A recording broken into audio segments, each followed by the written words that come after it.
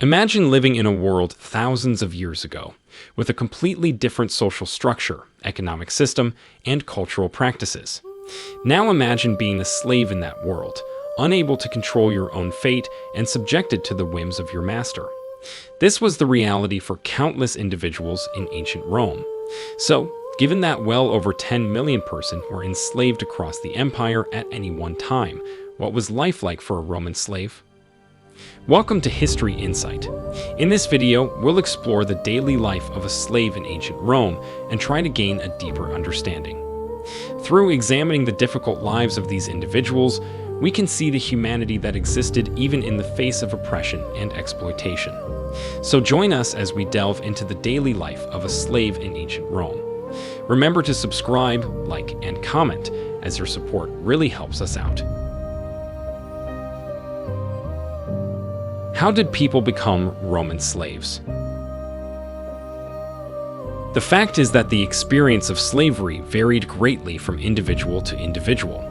Some people were born into slavery, their parents already being slaves, while others were enslaved later in life. Those who were born into slavery inherited their status from their parents, and their entire lives were lived as slaves. On the other hand, those who were free at birth but became slaves later in life could do so through a variety of means. Some were captured and enslaved during Rome's many wars, either from other territories, such as the Germanic tribes, or from recently conquered lands like southern Britain in the 1st and 2nd centuries AD. Individuals could also end up as slaves due to their inability to pay off large debts or as a result of committing a serious crime. In contrast to modern societies, which often incarcerate criminals for long periods of time, ancient societies relied on other forms of punishment, such as fines or physical punishment, or slavery. In the Roman Empire, there were few places of detention, with the exception of temporary holding cells for those who were to be crucified. Slaves were often sold at slave markets, with the highest bidder becoming their new owner.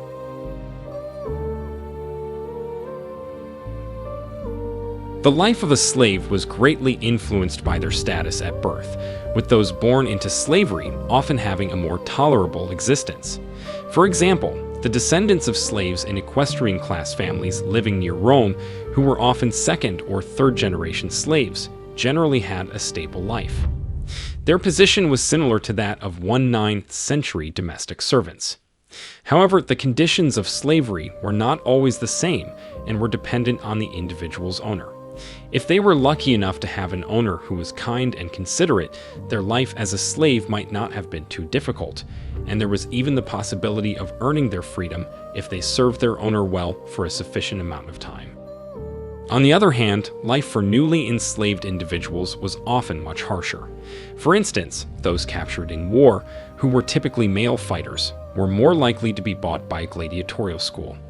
If this was their fate, their life would be filled with danger, physical abuse, and a short lifespan, with many of them dying within months on the sand-filled arenas of the 400 amphitheaters that were present in all the major cities of the Roman Empire. Another terrifying possibility was to be sentenced to work in the mines, known as damnati in metallum. The mines of ancient Rome were hazardous places, and the work was physically demanding. The thought of ending up as a slave working in these mines was a frightening one.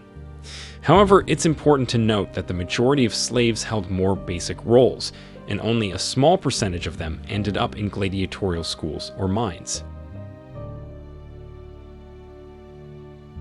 What were slaves' role in the Roman economy? In ancient Rome, life for a slave could greatly vary depending on their profession and the household they served.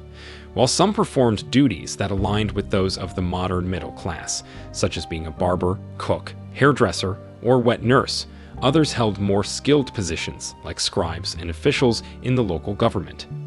The living conditions of slaves could also vary greatly. Those serving in the households of Roman nobles, such as in the domus or villa, would have likely lived in better quarters and enjoyed a superior diet compared to the poor free individuals of the city. It's interesting to note that there were even instances where free people chose to become slaves to improve their living conditions. This highlights the difference between slavery in ancient Rome and the chattel slavery of the sugar, tobacco, and cotton plantations in the Americas from the 16th to 19th centuries. However, it's important to acknowledge that there were also instances of abuse.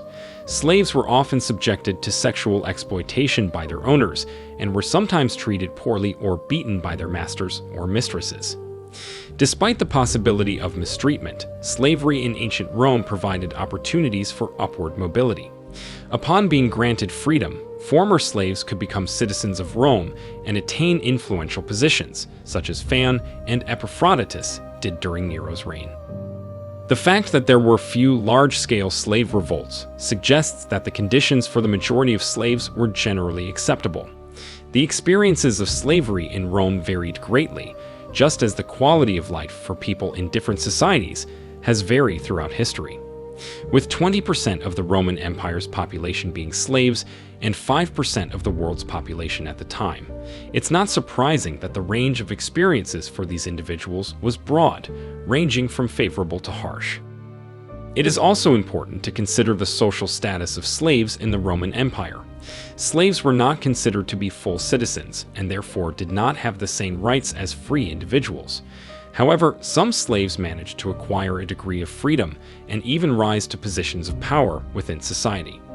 For example, the concept of manumission, the act of freeing a slave, was widely accepted, and slaves who were freed were often able to attain Roman citizenship and rise to positions of influence. It was not uncommon for slaves to be freed by their owners, and in some cases, they were even freed in their master's will. Once freed, they were considered to be full citizens and were entitled to all the rights and privileges that came with citizenship. Some slaves who were freed went on to become wealthy and successful individuals, such as merchants, politicians, and even military leaders. It is also important to note that despite the lack of rights, some slaves did have a certain level of protection under the law. For example, a slave could not be killed by his or her master without a trial and a conviction. Slaves also had the right to file a complaint against their master if they were being treated unfairly. While the outcome of these complaints was not always favorable, the fact that they could be made shows that there was some level of protection for slaves in the Roman Empire. In conclusion, while life as a slave in the Roman Empire could be challenging, there were also instances where slaves were able to improve their circumstances and attain a degree of freedom and success. The experience of being a slave varied widely and was largely dependent on factors such as the individual's place of birth, the nature of their enslavement, and their relationship with their master.